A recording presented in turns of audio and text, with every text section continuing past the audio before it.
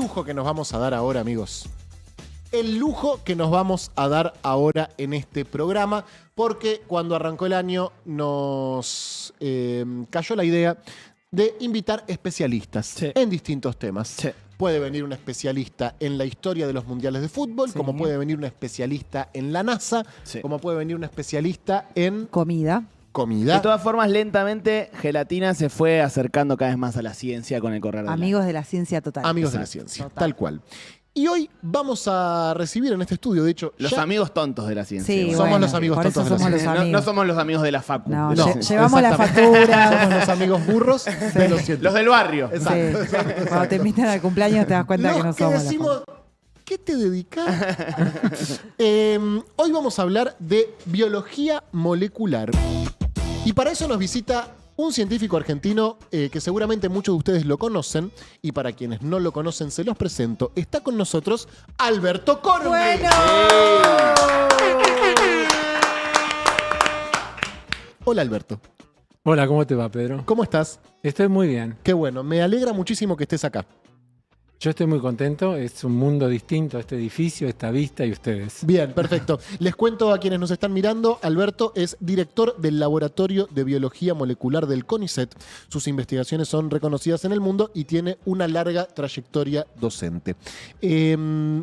Quiero arrancar por una noticia, no sé si de último momento, pero por lo menos cercana en el tiempo, que es que acabas de ser distinguido con el premio de la Fundación Bunge y Born 2025 en Bioquímica y Biología Molecular. Así es. ¿Qué implica eso, Che? Mirá, es el premio quizás más importante de ciencia que tiene la Argentina. Lo creó Bernardo Husey. El primer premiado en 1963 fue Luis Leloir, que fue premio Nobel después en el 70. Y cada año la fundación elige una disciplina y elige una terna de la cual un jurado internacional elige un premiado, que es el premiado senior, ese sería yo, ya soy grande. Y también hay un premio estímulo a una persona mucho más joven. Bueno, es un honor muy grande, pero tiene además algunas características, como que la fundación no anuncia qué disciplina va a premiar cada año. Y la gente se entera y el premiado se entera de qué disciplina se eligió. O sea, no se crean expectativas. Bien. Nadie se autopostula, ni hay otros que te postulen y te pidan tu currículum y decir, che, te voy a presentar este premio, pasame tu currículum. Ok. No es así. Así que fue una total sorpresa. ¿Te sorprendió completamente? O sea, te levantaste un día y te habían dado el premio. No, lo que me sorprendió es que eligieran ese año bioquímica y biología molecular. Sabía que si le iban a elegir tenía ciertas chances. Ok. ¿Y por qué tenía ciertas chances, Alberto? Contanos. Sí, porque hicimos algunas cositas que tienen... Excelente. Es una larga historia, ¿no? Yo he decidido hacer ciencia en mi país porque considero mi lugar en el mundo. Yo me formé totalmente en la educación pública, primaria, secundaria, universitaria. ¿En dónde, Che? ¿De dónde sos? ¿De dónde soy? De Almagro. Pero De Almagro. Soy de Almagro hasta los 12 años. Después deambulé por distintos barrios de la ciudad. Fui al Benemérito Nacional de Buenos Aires, que algunos llaman el colegio y yo trato de que no. Bueno, fui a la Facultad de Ciencias Exactas y Naturales, me recibí de biólogo y después hice un doctorado aquí en la Argentina dirigido por el doctor Torres en la fundación que se llamaba Fundación Campo Mar, donde dirigía Leloir. Bien. Vos sabés que yo, como tantos, te conocimos a través de Adrián Paenza, que te presentó internacionalmente con un título que no sé si te genera alguna incomodidad o si te genera orgullo, o ambas cosas, que es el Messi de la ciencia. Espectacular. Así lo presentaba Paenza a Alberto. Empecemos por lo que no. Paenza es un gran amigo mío, nos contactamos diariamente. No me genera orgullo que alguien me diga que soy el Messi de la ciencia, si bien admiro a Messi, porque hay muchos científicos y científicas que son muy talentosos y es injusto elegir a uno en particular. Lo que sí puedo decir, lo decía siempre, es que así como Messi solo no puede ganar un partido de fútbol, trabaja en equipo, por más que se destaque, nosotros también trabajamos en equipo. O sea, nosotros tenemos discípulos, becarios, tesistas, y no existe el avance de la disciplina de nuestra sin tener un equipo, sin tener gente que que ponga todo, el hombro y la cabeza, ¿no? Alberto, te cuento, nosotros acá cuando recibimos especialistas arrancamos por la pregunta más elemental de todas y después, a medida que vamos entendiendo o interiorizándonos, vamos volviéndonos un poco más específicos en caso de que podamos. En esta materia tenemos tanta distancia con el objeto de estudio que quizás las preguntas sobrevuelen los primeros 5 centímetros de profundidad. Pero vamos a arrancar con lo más elemental, que es ¿qué es la biología molecular y para qué sirve? La biología molecular es una disciplina que está, digamos, relacionada con la bioquímica y con la microbiología, y lo que pretende es estudiar cómo funcionan los genes. Los genes están hechos de ADN, están en el núcleo de nuestras células y dan la orden para fabricar ARN, que es una molécula que se volvió muy famosa con las vacunas Claro. de ARN, y proteínas. Y las proteínas son los laburantes de la célula, son las que hacen el trabajo, las que permiten que la célula tenga sus funciones y su forma y su interacción con otras células. Entonces, en ese camino, entre el gen y la proteína o el gen y el ARN, se mete la biología molecular y trata de entender mecanismos que son llevados por cosas muy chiquititas. Pero que a veces, cuando esas cosas chiquititas fallan, hay enfermedades. O a veces, cuando uno conoce cómo controlar esas cosas chiquititas, puede ayudar a curar enfermedades o a mejorar cultivos o a producir fármacos o, muy importante, a conocer la evolución de los seres vivos sobre la Tierra, sus interacciones con otros seres vivos, la ecología. O sea, tiene relación con todas las ramas de la biología. Algunas son aplicadas y otras no son aplicadas, son ciencia básica. Bien, ¿y cómo surge, cuándo y dónde surge la disciplina? La disciplina surge en la década del 50 del siglo pasado, básicamente en la misma época en que Watson y Crick descubrieron la estructura del ADN, que tiene estructura helicoidal, la doble hélice. Unos años antes y unos años después nace esa disciplina. Y nace por la voluntad de los físicos, no de los químicos y de los biólogos. Ah, ahí hay una interna. Hay una interna, sí. Contás, porque de Porque biología los molecular no físicos- sabemos nada, pero de los internas fi- sí. Los físicos, en la primera mitad del siglo XX, ya habían hurgado en los misterios del microcosmos y del macrocosmos, de los átomos, de los electrones, de los protones, también del universo, de las galaxias. Y un poco como que, yo diría, no sé, se van a ofender los físicos, como que ya se les había agotado un poquito el universo para descubrir cosas muy novedosas, que pues siguieron y siguen. Bueno, entonces muchos físicos se abocaron a entender qué es la vida, cómo las células se reproducen, por qué del trigo nace trigo y de los ratones nacen ratones.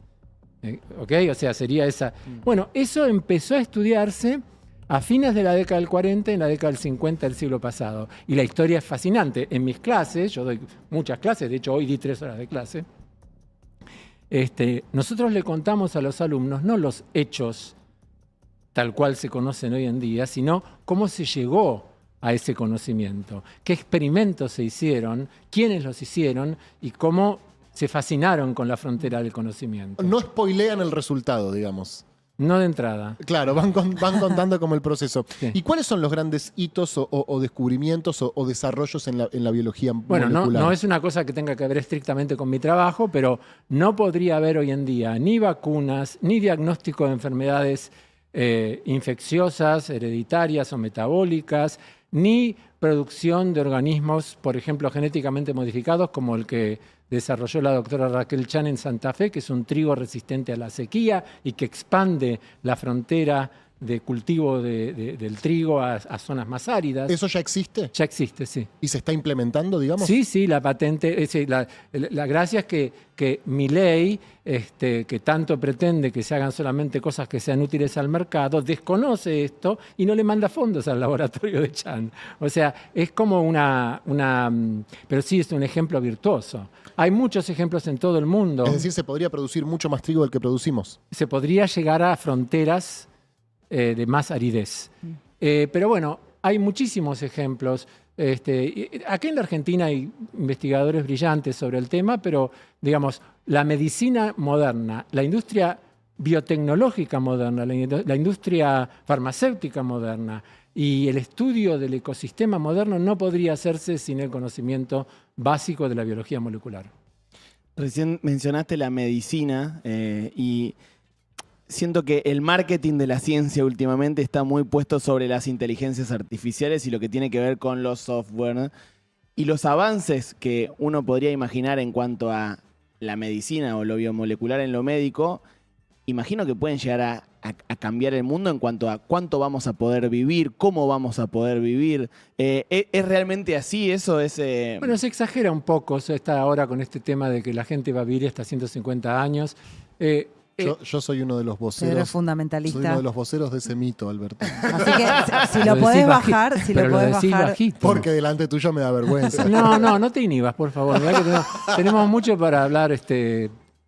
Yo uso malas palabras en mis clases porque las malas palabras son agresivas. Despiertan la atención, No, ¿no? son agresivas cuando son agresivas, pero si no, son parte del vocabulario normal. Son Bien. descriptivas a veces. Son descriptivas, sí, sí. Claro, lo que estás diciendo es una pelotudez. Bueno, no, eso no, porque eso es agresivo. Ok, no entendí entonces. Lo que yo digo es una pelotudez, eso es auto... Ok.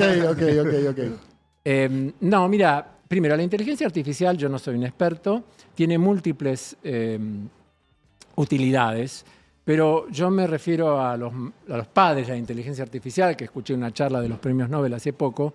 Lo importante es que nosotros sigamos siendo los jefes. Bien.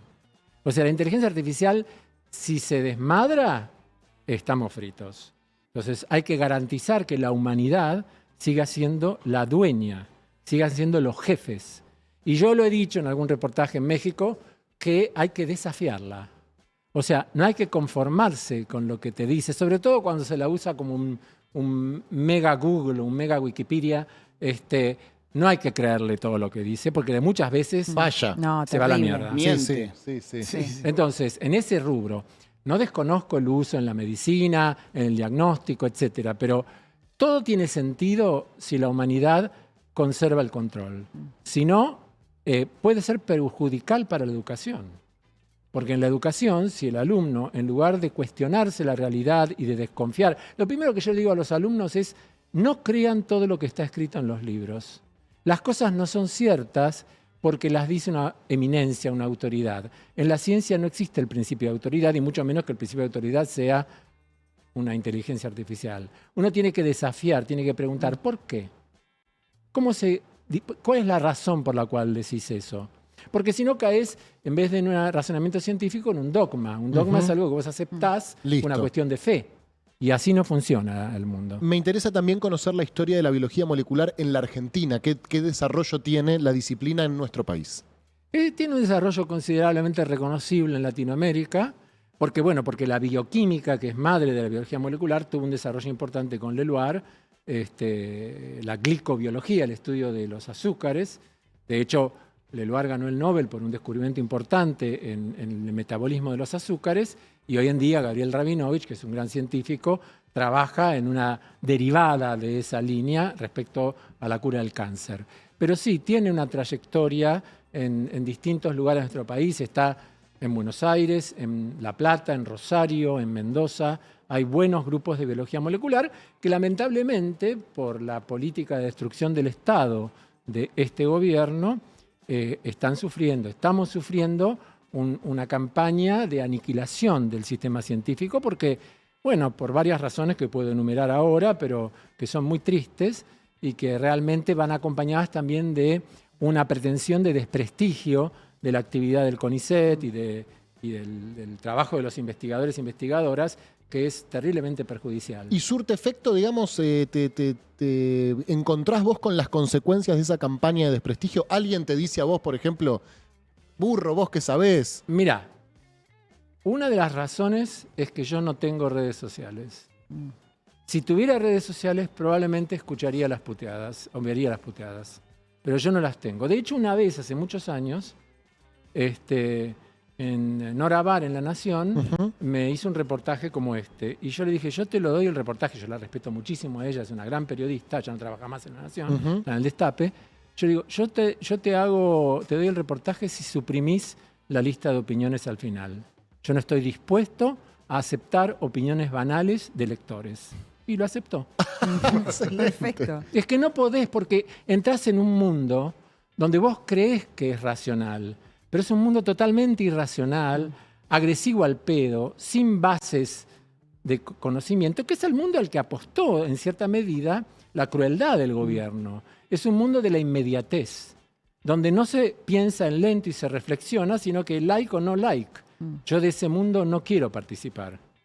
Y trato de protegerme. ¿Y qué pasa, Alberto? Bueno, nos estamos yendo estrictamente de tu No, disciplina. seguí en lo que quieras. Yo me metí en esto. No, pero me interesa porque más allá de que vos no te metas, el mundo pareciera estar girando hacia ese lugar, ¿no? O ese registro, esa forma de vincularnos, esa forma de dialogar pareciera estar hegemonizando Bueno, yo creo que yo creo que tenemos que reflexionar hacia un pensamiento más lento, hacia la posibilidad de tener un pensamiento lento, reflexivo, donde no vale la inmediatez. Por supuesto, nadie está en contra de las redes sociales, pero hay que entender que, así como pueden ser muy beneficiosas, son vehículo para la discriminación, son vehículo para el fascismo, son vehículo para la crueldad. Alberto, ¿cómo fue el desarrollo de la disciplina en tu vida? ¿Cómo es que un argentino termina siendo biólogo molecular? Yo hasta cuarto año del colegio secundario no tenía la más puta idea de lo que era una célula. Perfecto. Nosotros hasta los 35 Sí. años. Estamos a tiempo. Justo, sí. Si Y pudieras en cuarto decirnos... año tuve una profesora de botánica que ya se murió, que era espectacular y que todos los que la tuvimos la adorábamos. Qué importante un buen docente, cómo Claro, te cambia pero la vida. no era una profesora o un profesor que te daba la palmadita en la espalda y te decía, a ver, contame tus problemas, yo soy tu amigo. No era ese tipo de adulación barata. Era muy rígida, muy estricta, pero nos metía en el mundo de razonar y entender las cosas desde la sistemática de las plantas, porque ella era botánica y yo me enamoré de la botánica en ese momento, hasta los primeros conocimientos en la década del 70 de lo que se sabía de los genes, el ARN, el código genético, las proteínas. Entonces, era una fascinación justamente por preguntarse cosas más que aceptar las respuestas que ya estaban. Bien. Y un día, muchos años después, cuando yo ya era doctor, ya tenía el doctorado, me encontré con ella, con Rosa Guaglianone, y le digo, ¿cuál era tu secreto en la clase? Y me dice, Alberto, lo que yo trataba y no siempre lograba era estar ausente en la clase. O sea, la profesora decía que el secreto era tratar de estar ausente en la clase. No sé si se entiende, pero en realidad Como tiene que ver correrse con del el hecho de protagonismo. dejar que los alumnos razonen, darle las herramientas para que puedan llegar a las conclusiones ellos mismos y ellas mismas. ¿Hace cuántos años das clase? Yo, de toda mi vida, porque cuando no daba formalmente clase como docente universitario, profesor universitario, no sé, ya en el secundario ayudaba a mis amigos y compañeros a preparar materias. Y cambió. Siempre fui medio maestrito ciruela. Bien. ¿Y sentís que las pantallas, que las redes, que nuestra relación con la digitalidad cambió mucho al sujeto al cual vos... No. No. No, Buena. no. Bien, bien. No, mi no abrazo. cambió, no cambió. Es muy largo esto, porque son cosas que estoy preparado para contestar, porque me preguntaron muchas veces. Dar clase es saber ponerse en el lugar del otro. ¿Qué me gustaría a mí que éste me diga si yo estuviera sentado ahí? Bien. Entonces, para ponerse en el lugar del otro, te tiene que gustar tanto enseñar como que te enseñen. Ujú. Entonces vos haces esa dinámica. Pero después hay otra cosa, que es que nosotros enseñamos en la Facultad de Ciencias Exactas a entender, no a memorizar. Entonces, entender a veces es un camino difícil. Entonces, a veces le decimos algo, contamos algo y no se entendió muy bien. Después lo contamos con otras palabras y ahí algunos sonríen. Esa sonrisa es impagable, es la sonrisa de haber entendido. Excelente. Es la sonrisa de haber entendido. Voy a hacer una metáfora sexual. Es como una cosa orgásmica. Claro. O sea, es la sonrisa de haber entendido, de tener la satisfacción de haber entendido. Y eso es maravilloso. Fantástico. Para los dos. Fantástico. Para comprender en qué momentos de la vida cotidiana nos encontramos o tenemos algún tipo de contacto con la biología molecular, quienes no tenemos ningún tipo de conocimiento en la materia. Bueno, con algunas plantas que comes que por ahí han sido transformadas o que fueron seleccionadas, la verdad, con muchas vacunas y pastillas y medicamentos, qué sé yo. La vacuna contra la hepatitis es un gen sacado de un virus que está metido en una levadura, que es un hongo, y la levadura se cultiva en un gran no sé, una gran olla gigantesca y de ahí se saca la proteína que se inyecta en el paciente. Imagínate, viene del virus, el gen se lo meten al hongo, el hongo produce la proteína y la proteína te cura, te previene, digo. O sea, hay miles de cosas cotidianas, no puedo darte mucho... Y Alberto, ¿qué sentís si es que hay como una oleada antivacunas, ¿no? Como en los últimos años se vio mucho durante la pandemia. ¿Por qué sentís que eso pasó? Si es que es la primera vez que pasa. Bueno, yo creo que está muy ligado a la promoción de lo individual versus lo colectivo, al hecho de que las nuevas derechas promueven la salida individual y que todo lo social, todo lo que sea justicia social es excremento, como dice nuestro presidente. Y la verdad que tiene que ver con eso, porque la vacunación es virtuosa en el sentido de que no solo beneficia a quien se vacuna, sino que beneficia a los que están alrededor. Claro. Entonces, y es un método democrático, no es elitista, es masivo y produce muchísimos más beneficios que pequeños eventuales riesgos. Y la mayor parte de los antivacunas se basan en papers truchos que decían, por ejemplo, que las vacunas causan autismo, cuando en realidad ese paper, que creo que es de la década del 60 o 70, era trucho, era una mentira. Un fisura que Nosotros escribió decimos que cuando un paper está trucado, eso es fraude científico, está dibujado. Claro, No hay ninguna base para decir lo que se dice. claro. Alberto, ¿cuál es la relación entre la biología molecular y el desarrollo de una patria? ¿De una patria? Sí, de un país, el desarrollo de un país. Sin ciencia, sea biología molecular o física o química o geología, no hay un desarrollo independiente de ningún país. La frase la dijo Nehru en India cuando dijo: India es un país demasiado pobre como para no invertir en ciencia básica. Porque sin ciencia básica, que después es como la base del iceberg y la punta del iceberg sería lo aplicado, no se puede transferir valor agregado a la producción extractiva. No se puede transferir valor... O sea, estos gobiernos de derecha quieren la primarización total. O sea, que la Argentina sea solamente una producción agropecuaria, minera y petrolera. Y entonces, por eso también se destruye la industria, porque la industria, si no tiene incentivos del Estado, si no tiene aplicaciones de la ciencia, muere, no puede competir. Entonces, creo que un desarrollo verdadero de cualquier país, y en particular de la Argentina, necesita de mayor inversión en ciencia y tecnología, sin duda. Y biología molecular entre ellas, porque apoya la biotecnología. ¿Cuáles fueron los últimos descubrimientos o investigaciones que te partieron la cabeza? Que dijiste, no puedo creer que esto Me partió la cabeza uno que tiene que ver con mi tema. Yo estudio cómo hace cada gen para fabricar más de una proteína. No una, sino varias. ¿Okay? El gen manda la orden al citoplasma y en lugar de fabricarse una, se fabrican 2, 5, 7. Ese fenómeno, que tiene un nombre muy difícil, se llama splicing alternativo, yo lo vengo estudiando desde hace 40 años y soy conocido por eso, mi grupo es conocido por eso. Bueno, resulta Ese que... es tu tema. Ese es mi tema central, sí.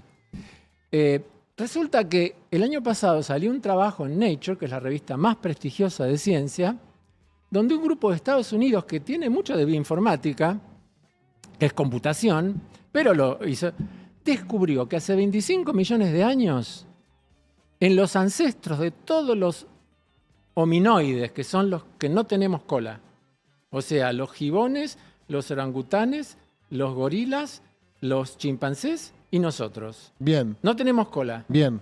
El evento de pérdida de la cola fue un cambio en el splicing alternativo del ancestro común a todos ellos hace 25 millones de años. Y a mí me rompió la cabeza. Sí. Es que ya te Nunca rompe la había cabeza pensado el sí. llegar a un conocimiento que está a 25 Bueno, millones de años porque de vos vas distancia. para atrás y podés datarlo. Podés datar cuándo hubo la divergencia de los monos que perdieron la cola y los monos que siguieron formando grupos que tienen cola. En la evolución, y esto es muy importante, la evolución no es un camino rectilíneo, es un arbusto. Hay un ancestro que da una línea y otro que da otra línea, y después los dos siguen. Claro. O sea, obviamente los humanos son más complejos que una bacteria, pero las bacterias son mucho más antiguas que los humanos y siguen existiendo. Alberto, hay como una primera parte de la charla en la cual nosotros tratamos de que no se note tanto nuestra ignorancia y un momento en el cual nos soltamos, que es Sí. un poco este. Sí, está pasando. ¿Pero Claro, está eso. pasando mal con la... No, es por vos, es por vos. Que la Ahora, pases mal ahora vos. se viene el... ¿Pero vamos a vivir 150 años o no? Ah. Todavía me falta para Yo eso. no puedo- Vamos a tener Mira, 4 esperá. dedos. y- Quiero decir una cosa, los científicos en general, los científicos serios somos muy malos para predecir el futuro. Es que... no- O sea, tenemos miedo de decir pavadas. Entonces tratamos de no decirlas. yo me quedo sin trabajo, Alberto. Si no puedo decir... Vos podés leer a quien quiera. Yo te digo que es... La esperanza de vida aumenta, no hay duda, pero de ahí a 150 años me parece un poquitito... No sé, puede ser. No Pará, sé. pero ya voy a llegar a ese momento, porque yo solo escuché a Putin y Xi Jinping el otro día con el micrófono abierto, pero quiero quedarme con los monos que perdieron la cola, los Ok. lo Sí. sintetizo así. ¿Cómo pasa eso? De repente hace 25 Bueno, años... está muy bueno porque la gente piensa, vamos a poner, no sé cuánto tiempo tenemos, Tenés pero tiempo. la jirafa tiene cuello alto, Sí. no porque se estiró para comer las hojitas verdes de los árboles Sí. y ese estiramiento se transmitió a la descendencia. Eso sería la hipótesis lamarckiana, que es una hipótesis falsa. Lo que ocurrió es que en la población de jirafas, al azar, surgieron algunas con cuello más alto, los ancestros de las jirafas. Esas que tenían cuello más alto, porque pudieron Sí. llegar a la copa alta de los árboles, pudieron dejar descendientes que genéticamente tenían el cuello más alto. Es decir, en la mayor parte de la evolución, los cambios en los genes son aleatorios, ocurren al azar. Wow. Y lo que hace la selección es filtrar. Voy a usar, hoy lo dije en la clase a la mañana, una frase de Italo Calvino, ¿saben? El escritor Sí, sí. italiano, premio Nobel, que escribió ciencia ficción y era una persona, un escritor maravilloso. En un cuento llamado Meiosis, él dice, somos el catálogo de las posibilidades no fallidas. Lo que falló no lo vemos. Claro. Vemos solo aquello que no falló. Aquello que no falló es lo que debe ser y a veces sí, a veces no. Somos el catálogo de las posibilidades no fallidas. Ahora, si en algún momento... Bueno, en ese caso, la mutación que dio origen a la pérdida de la cola, se sabe cuál es, probablemente haya ocurrido al azar. O Impresionante. sea que de casualidad no tenemos cola. Sí, por ahí la hubiéramos perdido Más adelante. más claro. adelante y por otro evento, no lo sé. Pero perdón, Alberto, así como en algún momento aleatoriamente perdimos la cola, voy a plantearlo de la forma más estúpida posible, pero quizás en algún momento vuelva a aparecer, no una cola, pero quizás tengamos algún tipo A ver. de variación. ¿Vos leíste 100 años de soledad de Gabriel García Márquez? Lo leí en el colegio. Pero no te vas a acordar. El un último poco. de la generación nacía con una colita de cerdo. No me acordaba de eso. Sí, eso es clave en la línea de la familia de Aureliano Buendía. Buen día. Bueno, existen malformaciones humanas de bebés con colita en forma de cerdo. Y posiblemente sean mutaciones en ese gen que ahora se sabe que se introdujo ese evento hace 25 millones de años. No una cola larga como un mandril. El mandril tiene cola corta, Tiene pero tiene cola cola. Pero existen esas mutaciones, o sea, puede ocurrir. No son, en general, cuando aparecen, no son muy viables, no dejan descendientes, pero que esas malformaciones existen, si las buscas en internet las vas a encontrar. ¿Y qué espacio hay para la modificación voluntaria del ser humano de esas mutaciones En o tanto. formaciones? ¿Vos te referís para introducirle características deseables nuevas o para curar características que son indeseables? Las dos cosas en realidad. Bueno, para curar características indeseables existe lo que se llama terapia génica y de hecho yo trabajo en la cura de una enfermedad que se llama atrofia muscular espinal, que utiliza herramientas de biología molecular, la más importante desarrollada por un colega uruguayo, Adrián Kreiner, que nadie sabe que es uruguayo porque no tiene acento en inglés, trabaja en Estados Unidos y le dicen Adrian. Pero es más uruguayo. ¿Sabés por qué es uruguayo? Porque aparte habla como los uruguayos, habla en rioplatense y muchas veces nos contamos chistes de Jaimito. Eso no existe en Adrian. Me encanta su alter ego Adrian. Es su alter ego Bueno, serio. entonces Adrián encontró un medicamento que modifica el splicing alternativo y cura esta enfermedad, y nosotros encontramos una manera de hacer más eficaz el medicamento, que por ahora no la probamos en humanos, pero sí en modelos de ratones. Bueno, o sea, hay maneras de corregir. Pero hay un consenso en la comunidad científica de que no debe intervenirse en la línea germinal, es decir, en las células que dan origen a las gametas, a los espermatozoides y a los óvulos, que no debe modificarse el genoma de manera tal de que se transmita la descendencia. ¿Eso es un consenso ético? Es un consenso de ética, sí. Y también de reglamentación legal. Hubo un investigador chino que modificó a 2 embriones de 2 hermanas, supuestamente para hacerlas resistentes a la infección por virus HIV cuando fueran grandes, y por no pasar por un comité de ética, por no pedir la autorización correspondiente, por actuar a espaldas de la ley, lo metieron en cana. En China. En China, sí. Alberto, me interesa esto. ¿Cómo es que se llega a un consenso de esta forma? ¿Por qué? ¿Te parece importante respetarlo? ¿Te parece importante discutirlo? No, me parece importante respetarlo. Yo soy muy partidario de la modificación somática de las células, pero soy muy contrario a modificar el genoma a nivel de la línea germinal y que se pueda transmitir a la descendencia, porque eso crearía, si uno quisiera, con características deseables, una nueva desigualdad. Claro. Una desigualdad a la cual solo podrían acceder un grupo de gente con mucho dinero y que podría generar un grupo que no solamente está beneficiado socialmente por tener más poder económico, sino también genéticamente. Pero esto de que se habla de, no sé, que vos ahora en los alquileres de vientre o lo que sea en Estados Unidos vos podés elegir si es rubio o no sé qué, ¿eso no es una modificación de ese estilo?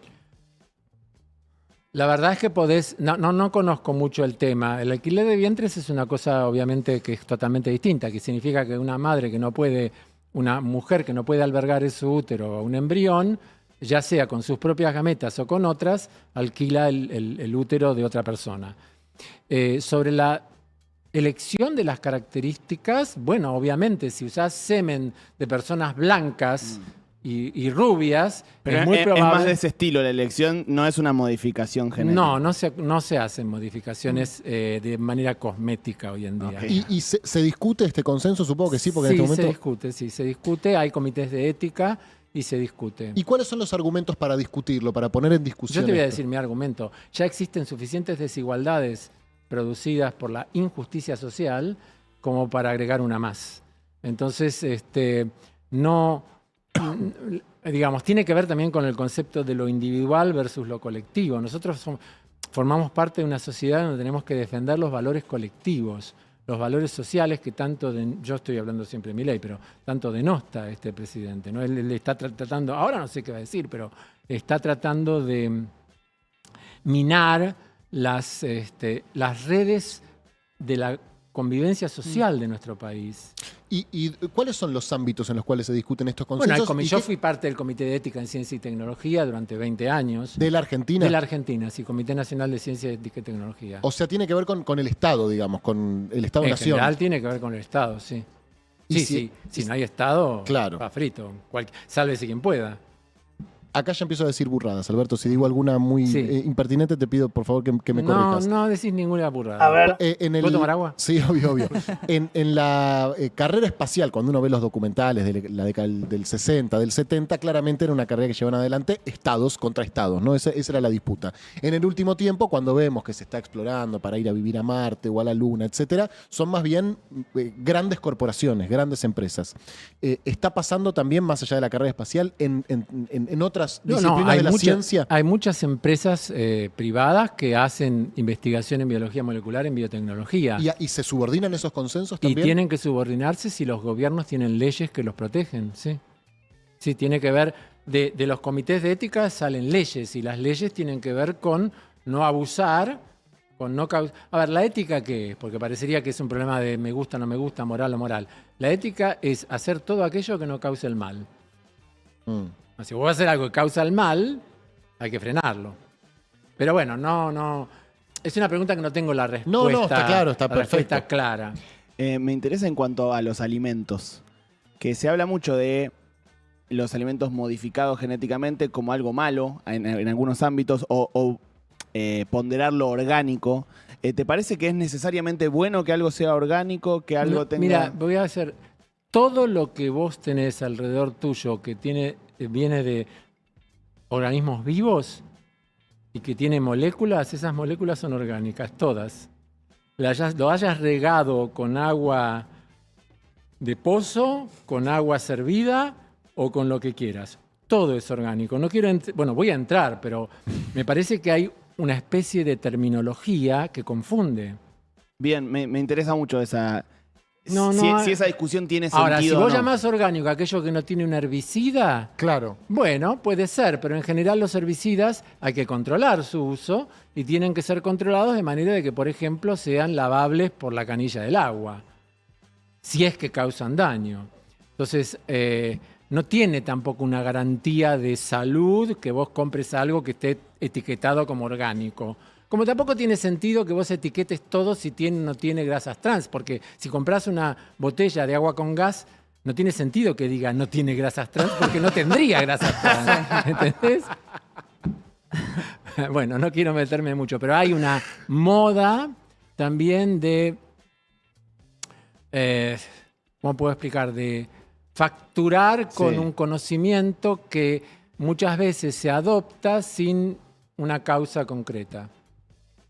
¿Cuáles son las discusiones que te están apasionando en este momento, Alberto? ¿O qué discusiones nos estamos perdiendo de dar cuando discutimos si la Tierra es plana o no es plana? Es decir, cuando vamos a... Yo hablo del terraplanismo en sentido amplio. Hay un terraplanismo en sentido amplio que no solo involucra a los terraplanistas, sino, por ejemplo, hay un grupo muy pequeño, pero es horroroso, se llaman dino-negacionistas. Sí. Ay, nosotros somos fans, Alberto.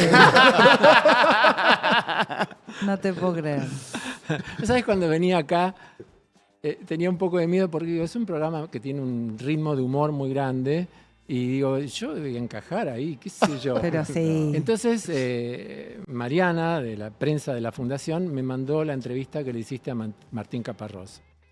Y la verdad es que me encantó. Gracias. La verdad que nosotros también. Entrevistado como entrevistador fueron maravillosos. Muy seria, bueno, después terminó con un jingle, pero yo ahí corté. Pero además coincido con muchas de las cosas que dijo, yo lo conozco. Él tiene 3 años menos que yo. Ah, y fueron del mismo colegio, ¿no? Sí, pero nos conocemos mutuamente. Bien. Pero claro, en la etapa de su vida que está, él está mucho más amable, más digerible. Hubo una época en que era muy, digamos, vehemente. Uh-huh. Básicamente creo que hubo una época en que, bueno, quizás me estoy metiendo demasiado, pero creo que no entendía el kirchnerismo y entonces tenía una especie de reactividad. La entrevista que vos le hiciste es buenísima, buenísima y hay muchas cosas que me siento muy identificado. Entonces, bueno, ahora nos reímos, pero yo no sabía que nos íbamos a reír, no tenía idea. ¿Y qué te llama la atención de los dino-negacionistas? ¿Dijiste? Sí. Dino-negacionistas. Bueno, que dicen que los científicos, los paleontólogos, dicho sea de paso, la paleontología es la disciplina estrella de la Argentina. Ah, mirá. Ah, sí. Las Son tapas los de rockstars. Nature y de Science son de paleontólogos, porque nosotros tenemos una ventaja comparativa con el resto de Latinoamérica. Más del 40% de nuestra superficie es desértica. Entonces no hay vegetación. Si no hay vegetación, no hay vegetación en la Patagonia árida, no hay vegetación en Catamarca, en La Rioja, en la parte de Córdoba, entonces en parte de Mendoza. Todo eso en Neuquén hace que sea más fácil encontrar restos de fósiles de animales que están extinguidos. Entonces la escuela de paleontología en nuestro país es maravillosa, es buenísima. Ahora, no sé por qué llegué a esto. ¿Cuál era la pregunta? Los dinos. No, el terraplanismo. ¿Qué discusiones nos estamos perdiendo? Claro, porque los dino-negacionistas dicen que los científicos, que somos perversos y que tratamos que somos los culpables de que por el Estado la gente sea pobre, por ejemplo, Sí. entierran huesos fake, huesos de Yo he visto algunos que van enterrando. entierran huesos de hormigón, qué sé yo, de cemento, para desenterrarlos. No, van a la decir- carnicería, van a la carnicería y piden los Bueno, restos. esos huesos son frescos. Entonces como que construyen su carrera en una mentira. Y eso, más allá de los terraplanistas y los dino-negacionistas, a mí me preocupa porque está relacionado con el like, no like de las Sí, redes obvio. sociales. Sí. Está relacionado con aceptar cualquier cosa como si fuera válida, sin preguntarse ni siquiera si hay alguna razón para decir eso. Las afirmaciones tienen que tener algún tipo de sustento. No hace falta que sea un sustento observacional o experimental de mesada de laboratorio, pero tiene que haber un razonamiento lógico en las ciencias sociales o en las humanidades que te lleven a decir una afirmación, o en todo caso, cuando haces la afirmación, decir qué otras alternativas habría. Pero, claro, decir que la Tierra es plana, decir que la inteligencia la creó un ser superior en los seres humanos, o decir que los dinosaurios no existieron, son afirmaciones que son incomprobables, no pueden ser puestas a prueba. Y en la ciencia, cualquier afirmación tiene que poder ser puesta a prueba, con nuevos desafíos. Por eso a la inteligencia artificial hay que desafiarla. Claro. Alberto, ¿hay alguna pregunta de la biología molecular que vos también te hagas que todavía no encuentren respuesta? ¿Hay algo ahí que se esté investigando y que todavía no se sepa? Mira, es un universo tan vasto que hay material de trabajo para investigadores por, diría, décadas o cientos de años.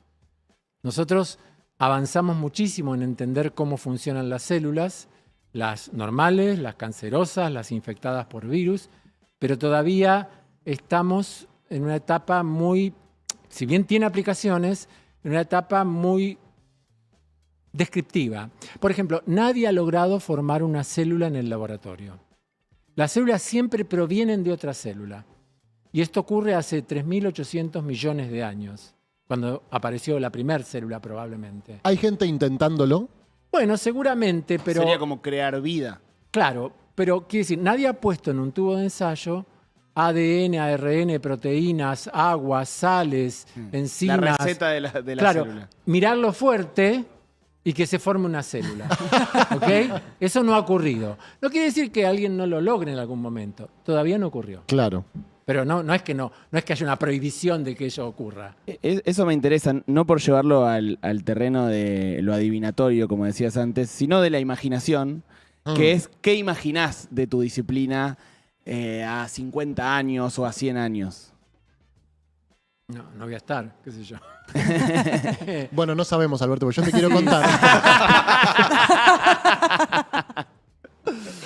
Mira, no te puedo dar una respuesta. Lo que sí te quiero decir es que siempre que haya una frontera del conocimiento, hay un componente de excitación y entusiasmo de quienes la quieren atravesar. O sea, yo no creo en las predicciones mesiánicas, yo creo en el placer de hacer ciencia, en el placer de enseñar ciencia, y tampoco es que mi vida considere que el pensamiento científico es el único tipo de pensamiento que vale. Yo tengo otras inquietudes muy variadas que no son estrictamente relacionadas con la ciencia.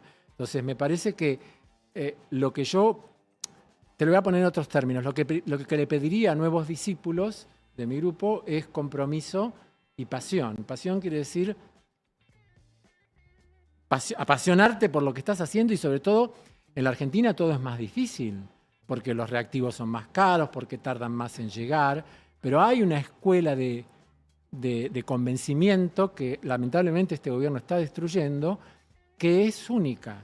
Hoy en día los estudiantes de doctorado argentinos están mejor preparados que los norteamericanos y tienen más ambiciones y pasión. Lo que pasa es que se están yendo. Lo hablamos mucho cuando vinieron los científicos que estuvieron en el barco del CONICET recorriendo el mar, que es casi una militancia trabajar de lo que trabajan con lo difícil y lo mal pagos que están y lo difícil que es la tarea. Uno de los factores del cientificidio o de la aniquilación son los bajos niveles de las becas y de la carrera de investigador del CONICET, que están un 40% por debajo de lo que estaban en diciembre del 23, que tampoco era que en ese momento eran altos, ¿no?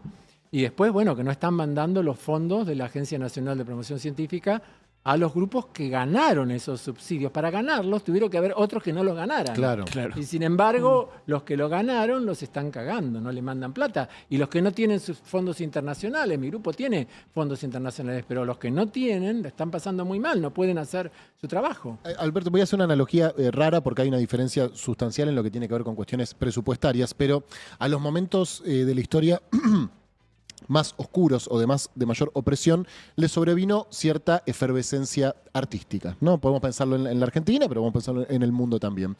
Pasa con la ciencia, es decir, en este momento donde están siendo tan atacados de manera directa, pero también de manera discursiva, narrativa, ¿está organizada y unida la comunidad científica argentina? Está organizada y unida, pero yo no creo que pase lo mismo que con el arte, donde en las dictaduras el arte a veces florece por debajo de las capas de represión. Ujú. Yo creo que la actividad científica necesita de una inversión franca y Claro. y de salarios dignos, y eso no está ocurriendo. Entonces, en el promedio lo que está ocurriendo es una devastación del sistema, que, bueno, uno tiene cierta esperanza después de las últimas elecciones, pero claramente, fíjense que el mismo Axel mencionó a la ciencia en su discurso, tiene cierta esperanza, pero claramente muchas veces las destrucciones llevan muchas décadas para volver a retomar el nivel que tenían antes.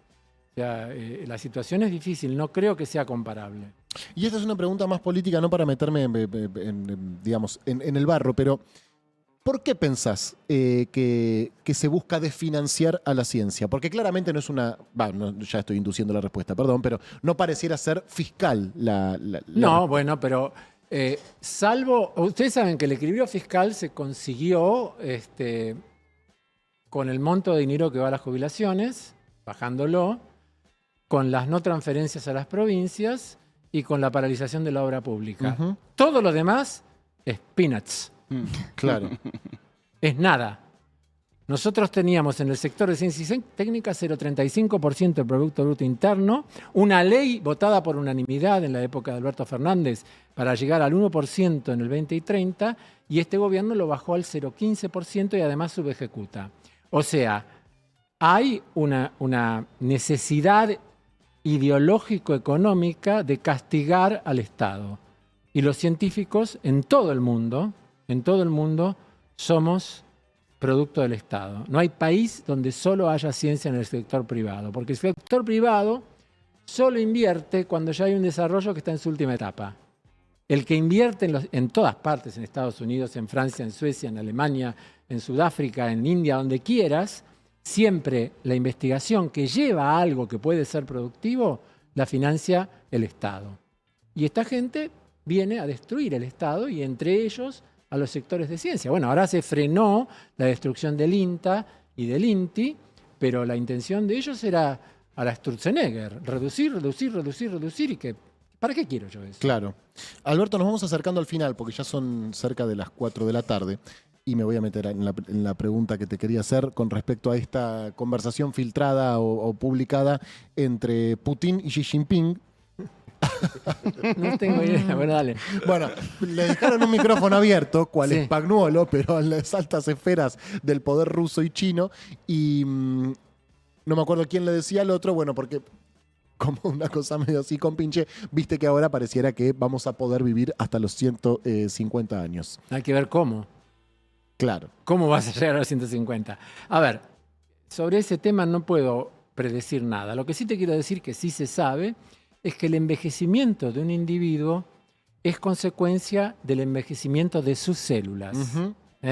Las células envejecen porque van aumentando el número de mutaciones, porque se daña su ADN, en fin, porque se renuevan más lentamente, porque no se dividen tanto.